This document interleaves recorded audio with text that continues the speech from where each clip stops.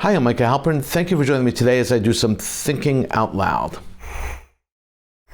Our first segment is called Background Briefing.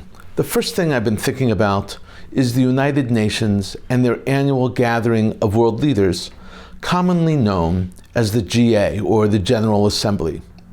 The annual General Assembly of the United Nations not only brings a parade of heads of state and diplomats to New York City, it also brings an uptick of interest in international issues.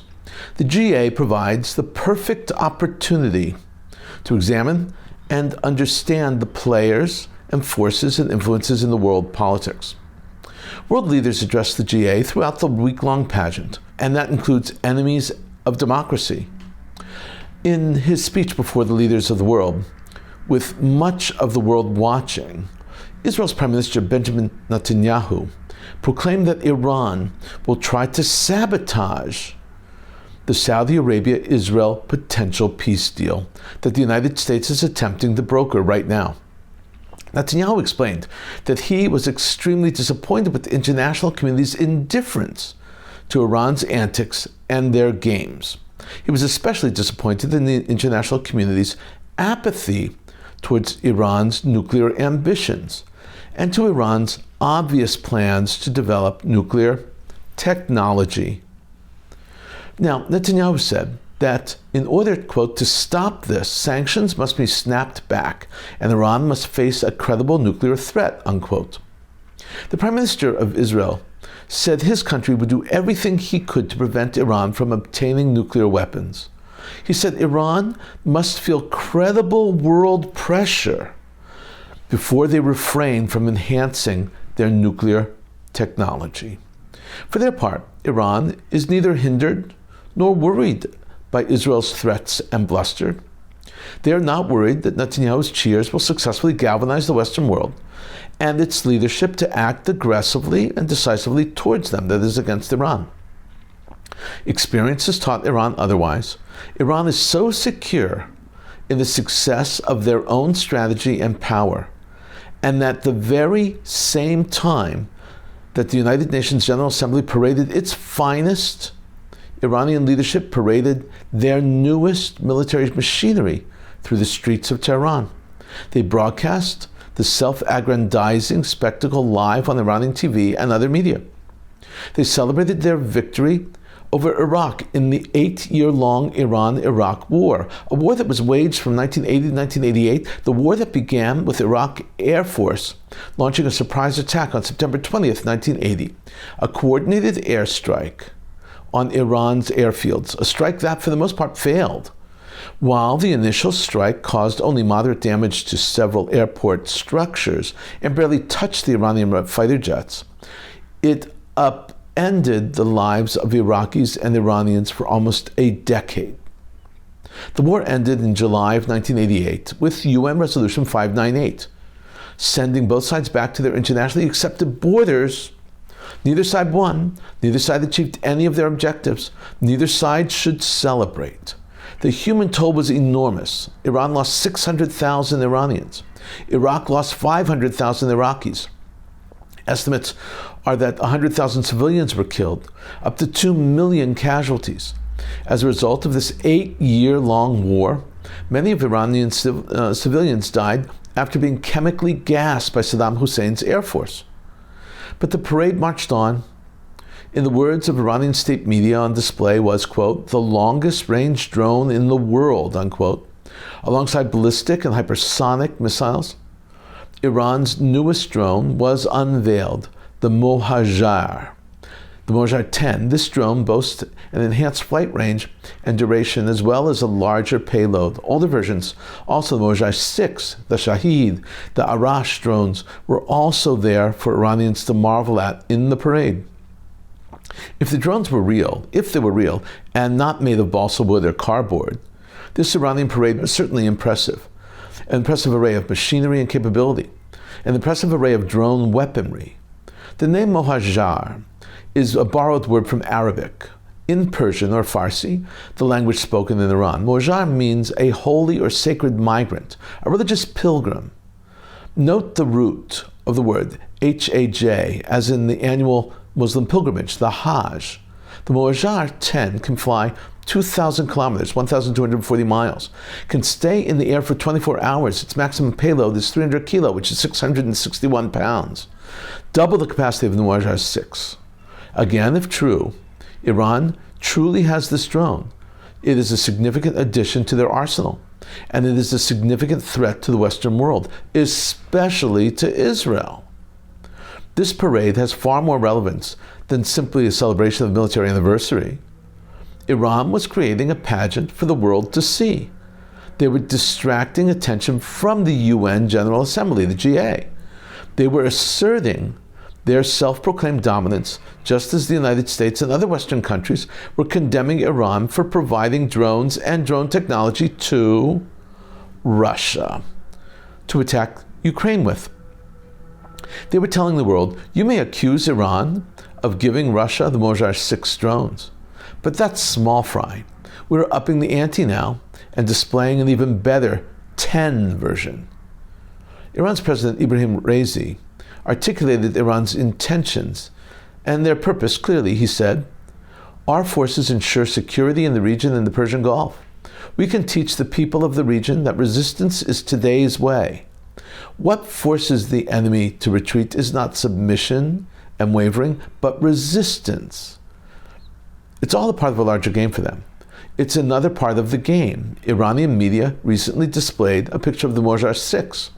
On the drone was a message written in both Hebrew and Farsi, the language of Iran, and it read, prepare your shelters.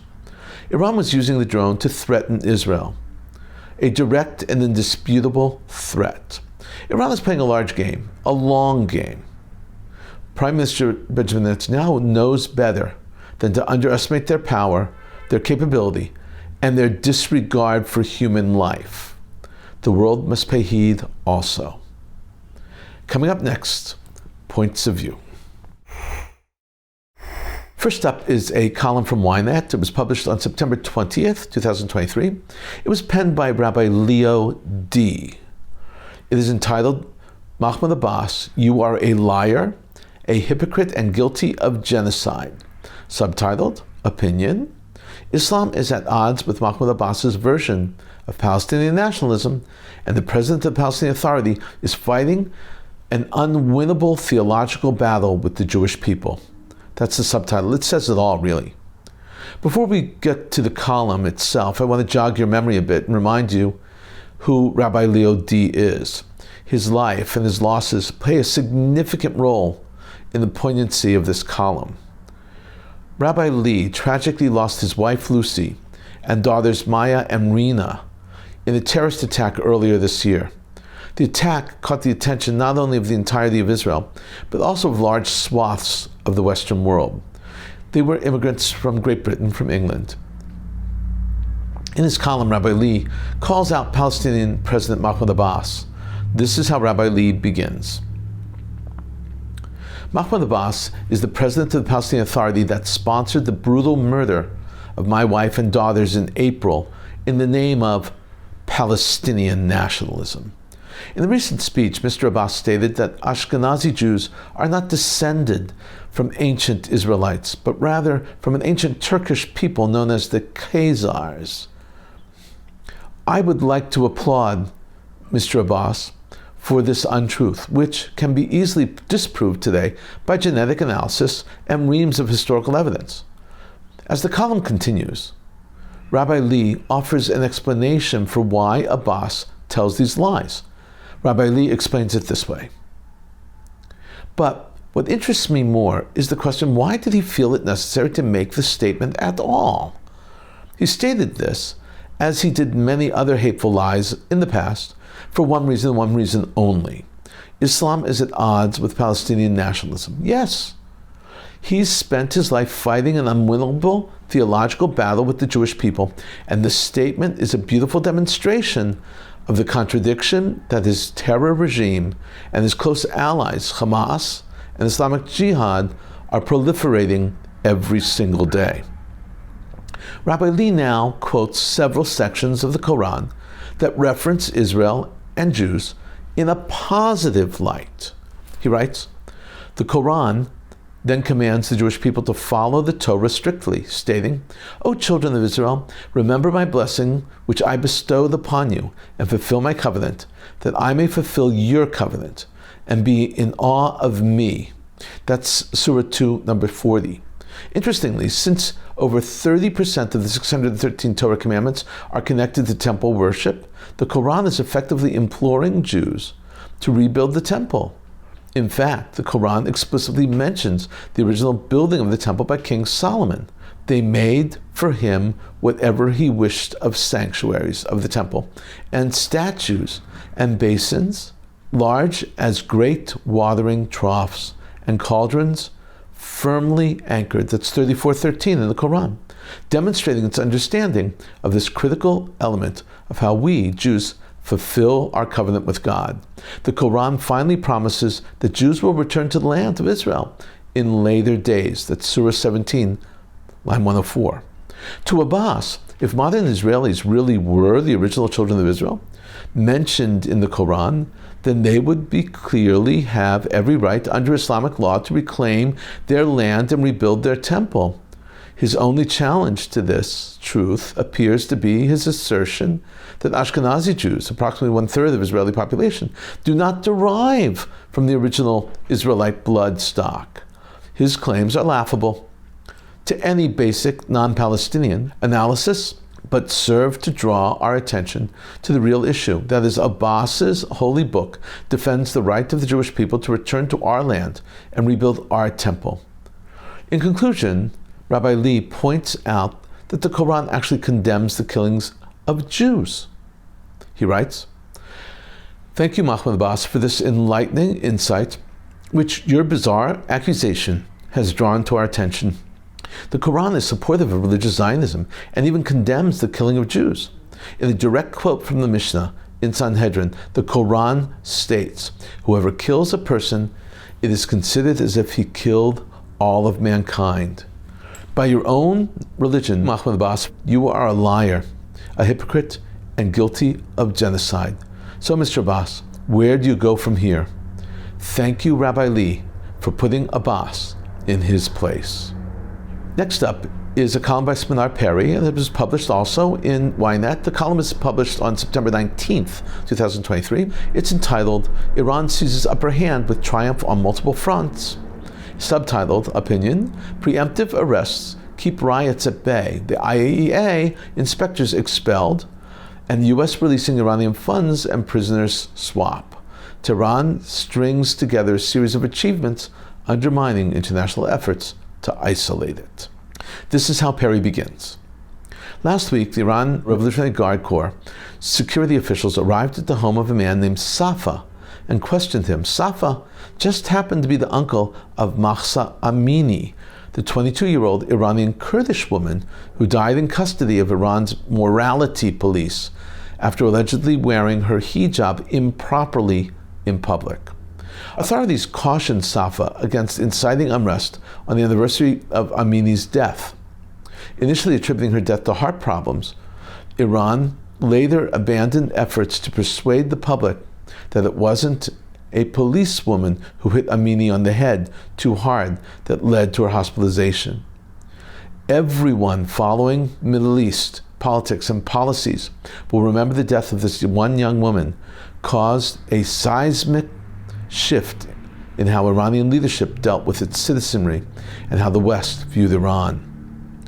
This is how Perry concludes. In a letter released over the weekend, the IAEA Director General stated that Iran maintains its nuclear program is solely for peaceful purposes.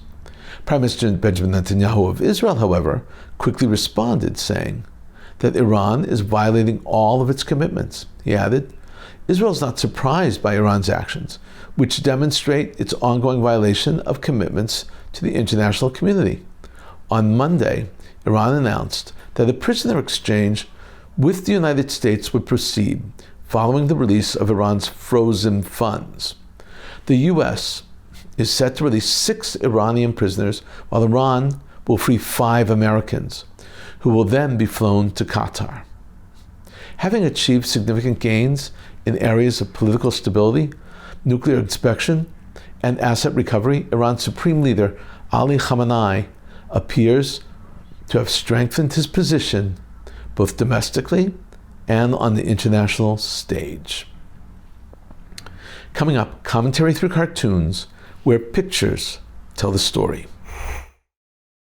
I want to show you 7 memes and cartoons today. No headlines. This first meme is hilarious. It synopsizes the differences between yesteryear and today. It is part of the genre of anecdotes about trudging 10 miles uphill to school in both directions in the snow. When I was your age, I had to walk 10 feet through shag carpet to change the TV channel. That's funny. Next up is a perfect play on words. The situation is so clear. It put a big smile on my face when I read it the first time. And it reads, John Deere stands behind all their equipment except for the manure spreader. That's funny. Now a meme that compares the years 1978 to 2023. This is simply genius. One side is 1978, the other side 2023. So in 1978, you had long hair. Today, longing for hair. 78 kegs, today EKGs. 78 acid rock, today acid reflux. 78 disco, today Costco. 78 rock and roll, today sleeping through the night. That's funny. This next meme shows a picture of a food item. My sister sent a picture from the American food section in a grocery store in Switzerland. According to the package, it is a pizza, burger, hot dog. I've never heard of a pizza, burger, hot dog, but it is certainly representative of America in Switzerland, maybe even around the world. Pizza, burger, hot dog. Now we have a cartoon depicting Joe Biden and the leader of Iran, Ibrahim Raisi. They are talking about U.S.-Iran prisoner swap. Biden says, I'm going to give you $6 billion if you only use it for humanitarian purposes. And Raisi says, you have my word. They are both sitting and making each other promises on top of a huge bomb, which is named, of course, humanitarian purposes. I love this next cartoon. It pokes fun at the U.S. Air Force. The Air Force that lost an $80 million F-35 plane, the most expensive and most advanced plane in the entire U.S. arsenal recently. The plane was lost after crashing in Virginia. The F-35 is a stealth plane. It cannot be seen on radar. In this cartoon, the general is giving an Apple AirTag to a soldier who is told, have these attached to your entire stealth fleet. That's what we do to our luggage, and we put it in our car. Now, finally, the cartoon makes fun of COVID. The wife asks her sick husband, are you sure COVID is back? And her husband, looking absolutely miserable, is in bed holding a COVID test, and he says, I'm positive, holding up the positive. In a moment, more of my own perspective and a few predictions. A strong nighttime explosion occurred in the city of Khorramabad, located in western Iran. The explosion shook the houses of local residents and caused panic. According to Iranian news, according to the agency Tasnim, which is an official news station, no injuries or damage were reported. The Iranian International website, which is funded by Saudi Arabia, reported that while officials denied that there was any explosion, they did acknowledge that there is a significant Islamic Revolutionary Guard Corps missile base in the city. And I would add, that was probably the target. Iraq hopes to complete its first railway link with neighboring Iran within the next 18 months, largely to help facilitate the transport of millions of pilgrims that visit the Shiite Muslim sites and shrines in Iraq every year. This report comes to us from a senior transport advisor.